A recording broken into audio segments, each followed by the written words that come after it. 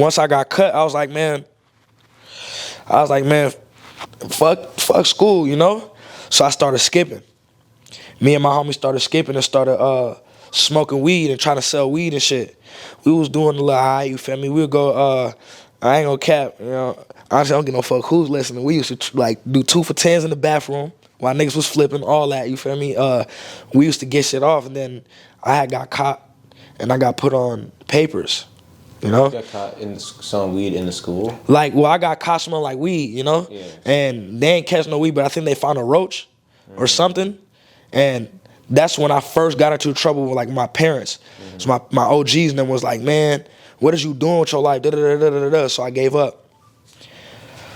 This one day, like, I'm going to say a little after Christmas, my homeboy hits me up like, yo,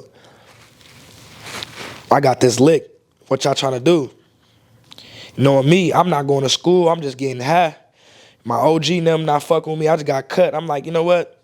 Fuck it. Let's go do it. Boom, we hit the lick. Man, I had so much money I had in my pocket. I'm not going to say so much money. At the time, it felt like so much money. I really had like $1,200.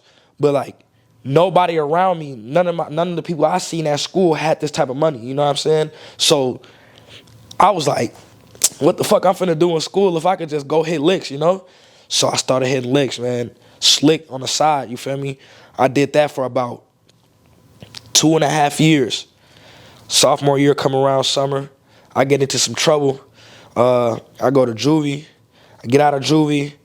Now, the whole time I'm gone, you feel me?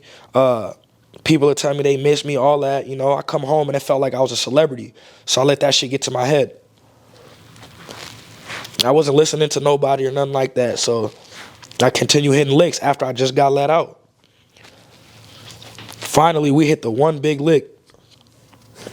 Probably this was like a year or something after I got out of juvie. We hit that one big lick. This was 4 days after I turned 18. I got told on, feel me, by my own people. You know, I got betrayed and I had to go do some time. You feel me? I had to go do a lot of time, actually. I did 3.5 years. This was 4 days after I turned 18. So it's like I had no adulthood whatsoever. But you're getting charged as an adult because you just turned 18. Yeah. So I'm in the county. Feel me? Just fucked up, overly fucked up, and they give me another chance to come home. I get to partying again with my homies, but the only thing that was different this time was I started writing a little bit. Actually, I started writing in the county. That's what I forgot to mention. I started writing, and then I came home, and I got right back into the street shit, right? Got locked up. They told my ass, you got to go do some time. Boom, went up there. While I was locked up, a lot of shit happened out here that I couldn't control. So, like, at first, I used fighting as an avenue, you know, to release my anger. And so I was fighting, going in the hole. Boom, get out the hole, fight, go to the hole, get out the hole. Then this one time, actually not even, it was when my cousin died. My OG and them had told me over the phone, like, yeah, it happened a while ago, but we ain't want to tell you. So, you know, I got salty, and I got off the phone, and, you know, the first person that said something crazy to me, I crashed him, you know? And then I got sent to the hole, and when I was in there, I was fucked up. And then I just, out of nowhere, I started singing 1,000 Miles by Kid Leroy. And I sang about 5 times, went to sleep. Then, like, the next morning, I walk up to my wall, somebody banging on my wall.